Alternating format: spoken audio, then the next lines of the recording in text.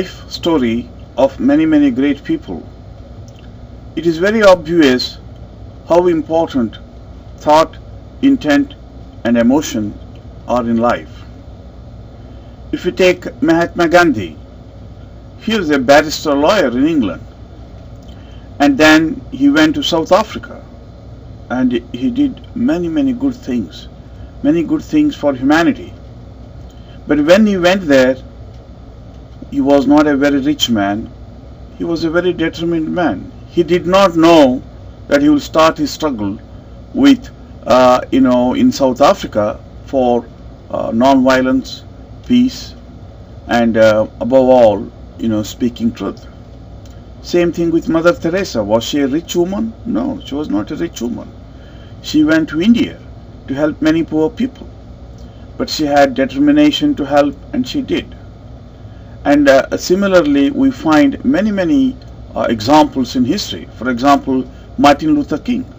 Martin Luther King was a very simple priest in a church. He was not a very rich man.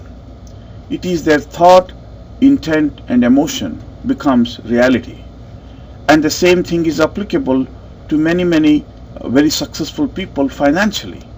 For example, Bill Gates. He was a student, not so successful, but he had a thought, intent, and emotion to succeed.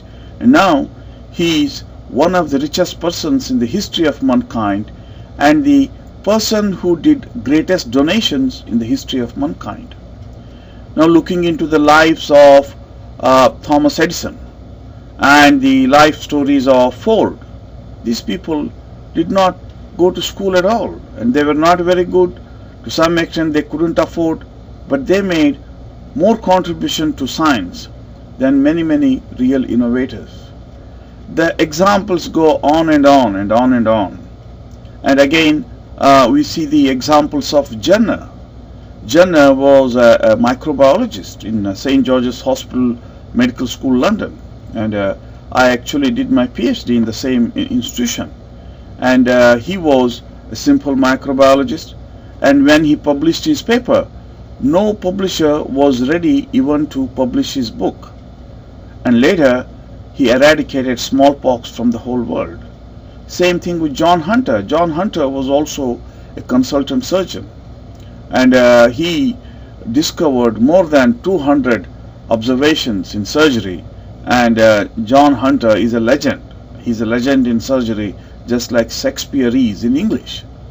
Now, when you look into the life stories of all these people from different walks of life, what is important is many of them were actually poor.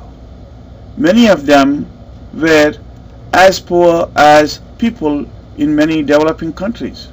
They were not upper end people. It is very rare. And then they had thought, intent, and emotion, and that got materialized. Many things we think we can't achieve, we will achieve once we apply this formula of thought, intent, and emotion. So I am coming to Benin to learn from people of Benin. When you go to a new country, don't go there thinking that you are teaching all the time. No, we have to learn from local people, interact, and involve my thought, intent, and emotion, and mix it with your thought, intent, and emotion to devise projects. And we have to develop these projects. None of these great people I mentioned a few minutes ago, they did not plan their whole project in one day. They interacted and developed. When I came to Cote d'Ivoire a few years ago, not long ago, just 3 years ago, 2.5 years ago, I was telling the same thing. These are the things we had to develop. Now we have developed many projects in Cote d'Ivoire, and similarly we will develop many projects in Benin too. But what is important is I need help and devotion from local people to develop these projects. We already have some projects. We want to start them and then interact with civilians, with business executives, with many doctors, with university professors, and to develop them. And our ultimate goal is to teach people how they can use thought, intent, and emotion to translate Benin into one of the most developed countries in the world. If we have 1 million people from Benin who think every day for 1 minute, all the good things they want for Benin, let me tell you, they will happen. And now, they don't fall from the sky. We have to make efforts. And we have to categorize where we are going to promote our thought, intent, and emotion. There should be the areas where there is need. Now, in SPLAR and SPLAR Foundation, we have 4 categories where we have advanced expertise. One is medicine, surgery, allied sciences. The other one is science and technology. The third one is creativity, strategic thinking, and entrepreneurship. And fourth one is philanthropy. We have already some projects we conduct for different categories of people, and we will be starting them. For doctors and allied health workers, we conduct 2 to 3 days workshops, and on clinical research, science and technology and noetic sciences, and we enroll them as members of SPLAR Society for clinical research, science and technology, and this society can continue to invite foreign scholars to come and teach, and we will be conducting many programs using distance learning methods. We are developing an internet-based distance learning center for distance education. That is in still a preliminary state, but still the basic format is done. You can visit meduniversity.splar.com, where you will see, it is a distance learning center, but it is not active yet, but it will be active very soon. Now, in relation to science and technology, it is very important to train people in innovation techniques. Innovation technique means not just doing a PhD and writing grant to make small money and die. No. Look at Edison.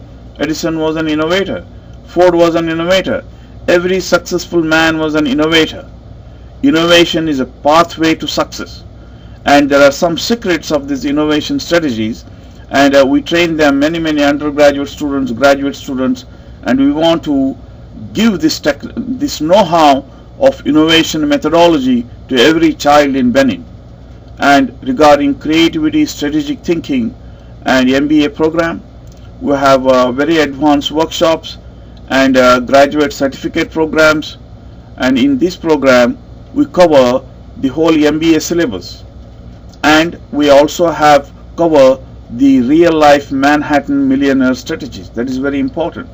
Many people who complete MBA, they become qualified clerks.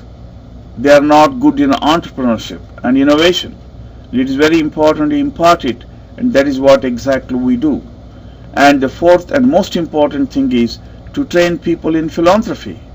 Please don't wait until you become a millionaire to become a philanthropist. You will never become one. I will tell you why. You will wait till you become a millionaire, and the day you become a millionaire, you don't think of becoming philanthropist, and you want to just enjoy life. Very few people can dedicate their life for all these activities.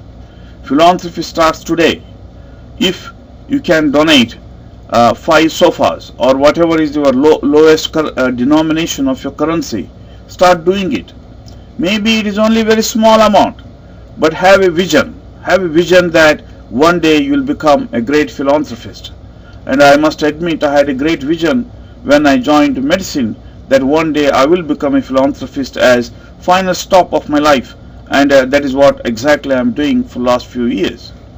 And after 22 years of celebrated career as a surgeon, I published or presented more than 200 scientific papers in surgery, and I completed editing my 25th book recently. And with all this, the life was incomplete. How do I compare with a mother who has 8 children and devotes her whole life? That is also an intelligence. That is intuitive and emotional intelligence. Sometimes we grow very much in our analytical intelligence, but not in creative intelligence. We grow in emotional intelligence, but not in creative intelligence.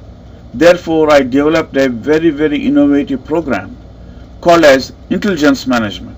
In intelligence management, we train a person how to develop intuitive intelligence or higher intelligence, and to creative intelligence and the analytical intelligence. Analytical intelligence is something we use in science and innovation. Creative intelligence is something we use in business management and entrepreneurship.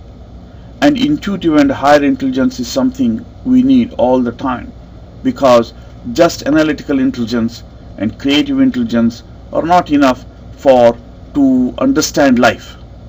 It is very important in life to understand what life is all about.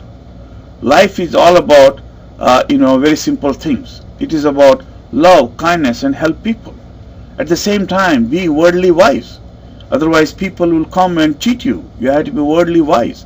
But at the same time, our ultimate purpose is love, kindness, and forgive people. And therefore, we developed a very simple philosophy in SPLAR. It is, you wake up in the morning, ask yourself how many people you can help today. And then next you ask yourself, how I can help myself. It is very important. People who wait for others to help will never start things. They will go on waiting and die one day. Therefore, SPLAR, we create people who have a consciousness to venture any great thing without hesitation, because once you decide to help others and once you decide to help yourself, you will succeed.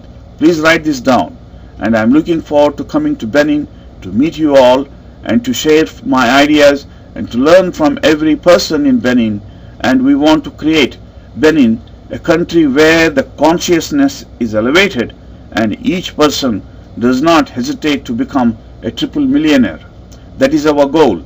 A millionaire in wealth, a millionaire in innovation, and millionaire in philanthropy. And I hope all of you will achieve this goal. Once again, I send my best wishes from United States. And I'm speaking in state of Connecticut, which is 1 hour from Manhattan. We travel to Manhattan very frequently, and we have many activities in Manhattan, but many people don't live in Manhattan because Manhattan is a very crowded place. That's why I developed a seminar called as The Secrets of Manhattan Millionaires, Innovators, and Philanthropists. It is a very, very powerful workshop, and it gives you many secrets of real-time Manhattan millionaires, innovators, and philanthropists. So I very much hope you'll come to listen to me, and I hope I'll be able to help Benin to the best of my abilities. And please give all the support to our staff, Mr. Otara, who is visiting Benin. Thank you very much and have a great day.